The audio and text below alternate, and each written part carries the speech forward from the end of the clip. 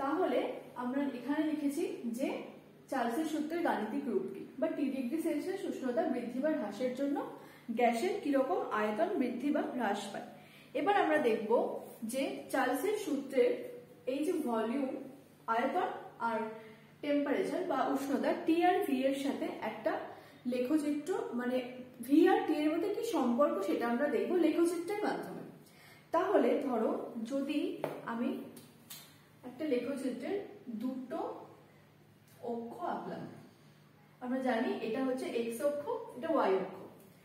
X অক্ষ বরাবর আমি নিলাম, যদি এক্স অক্ষ বরাবর উষ্ণতাকে নিই আর ওয়াই অক্ষ বরাবর যদি আয়তনকে নিই,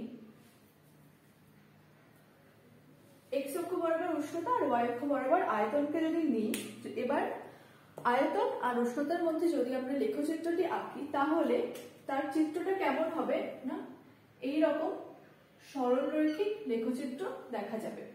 চার্লসের সূত্রে আয়তন এবং উষ্ণতার যে লেখচিত্র সেটা হচ্ছে এইরকম সরলরেখা বরাবর উপরের দিকে যাচ্ছে। এবার দেখো এই সরলরেখাটা কিন্তু মূলবিন্দুগামী নয়। এবার এটা গেল বিভিন্ন পরীক্ষার ফলে, মানে গ্যাসের উষ্ণতা 1 ডিগ্রি 2 ডিগ্রি সেন্টিগ্রেড বাড়ানোর পর সেই নির্দিষ্ট ভরের কোনো একটা গ্যাসের আয়তন লক্ষ্য করার পর আমরা এই কার্ভটা তৈরি করলাম, আঁকলাম কার্ভটা। এবার যদি এই কার্ভ অনুযায়ী আমরা কার্ভে যদি একটা স্কেল বসিয়ে যদি এই লাইনটাকে পিছনের দিকে মানে মাইনাস এক্স অক্ষ বরাবর যদি টানি স্কেল বসিয়ে, তাহলে এরকম টানার পর ঠিক যে বিন্দুতে গিয়ে এক্স অক্ষের যে বিন্দুতে গিয়ে এই লেখচিত্রের এই যে এই দাগটা গিয়ে মিলবে সেইটা দেখা গেছে -273 ডিগ্রি সেন্টিগ্রেড। এই মানে গিয়ে এই যে এই কার্ভের পিছন দিকের অংশকে বাড়ালে সেটা -273 ডিগ্রি সেন্টিগ্রেড উষ্ণতাতে গিয়ে মিলছে।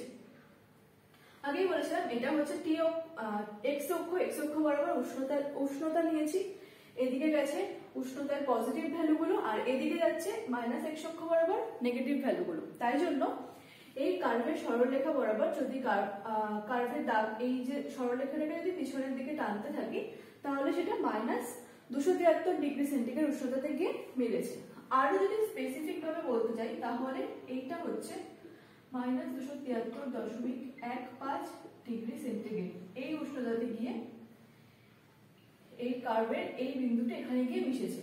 এবার এই উষ্ণতাকে কি বলা হয়? একে বলা হয় পরম উষ্ণতা, পরম শূন্য উষ্ণতা।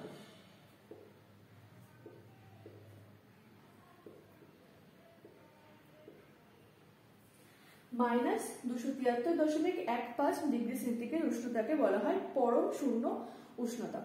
এই পরম শূন্য উষ্ণতার সাহায্যে বিজ্ঞানী কেলভিন উষ্ণতার স্কেল তৈরি করেছিলেন এবং পরম শূন্য উষ্ণতার সাহায্যে তিনি কিন্তু চার্লসের আরো একটি সূত্র প্রকাশ করেছিলেন, সেটা আমরা পরের ক্লাসে পড়বো। সেইটা পড়ার জন্য কিন্তু এই যে এই লেখচিত্রটা এটা কিন্তু খুব গুরুত্বপূর্ণ, তাই এটা কিন্তু খুব ভালোভাবে প্র্যাকটিস করবে। এবার চার্লসের সূত্রের একটা লিমিটেশন বা একটা ব্যর্থতা রয়েছে।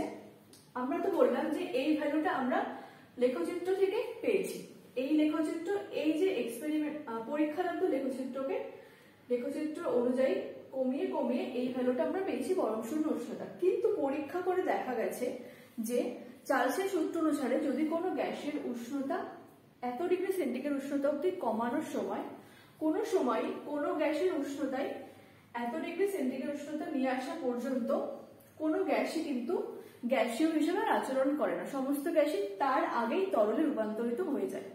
তাই এটা কিন্তু এই উষ্ণতাতে কিন্তু চার্লসের সূত্র প্রযোজ্য নয়। মানে চার্লসের সূত্র অনুসারে যদি আমরা গ্যাসের উষ্ণতা কমাতে থাকি, কমাতে কমাতে এত ডিগ্রি সেন্টিগ্রেড উষ্ণতায় নিয়ে এসে যদি দেখতে চাই আমরা যে গ্যাসের আয়তনটি কিভাবে পরিবর্তিত হচ্ছে, সেটা কিন্তু সম্ভব নয়, কারণ পরম শূন্য উষ্ণতায় পৌঁছানোর আগেই সমস্ত গ্যাস তরলে রূপান্তরিত হয়ে যায়। তাহলে এটা ছিল চার্লসের সূত্রের আয়তন এবং উষ্ণতার লেখচিত্র, তার সাথে পরম শূন্য উষ্ণতা কি এবং চার্লসের সূত্রের ব্যর্থতা কি। তাহলে আজকের ক্লাসের টপিক এই অবধিই থাকলো। আমি যা যা পড়ালাম সেগুলো কিন্তু শুধুমাত্র মুখস্থ করলে হবে না, বা সূত্র বা গাণিতিক রূপ মুখস্থ করলাম সেটা করলে কিন্তু হবে না। কিভাবে পরপর স্টেপ বাই স্টেপ আমরা সেই সূত্রটা পেলাম, বা এই যে কার্ভ, এই প্রত্যেকটা কনসেপ্ট কিন্তু তোমাদের একদম ক্লিয়ার করতে হবে, যেটা তোমরা এই ভিডিওটা বারবার দেখলে বুঝতে পারবে খুব সহজেই। এই পরবর্তীকালে যে আরো যে ম্যাথামেটিক্যাল যে প্রবলেমগুলো সলভ করার দরকার আছে সেগুলো কিন্তু কনসেপ্ট ক্লিয়ার না করলে কিন্তু পারবে না। ঠিক আছে, তাহলে আবার দেখা হচ্ছে পরের ক্লাসে।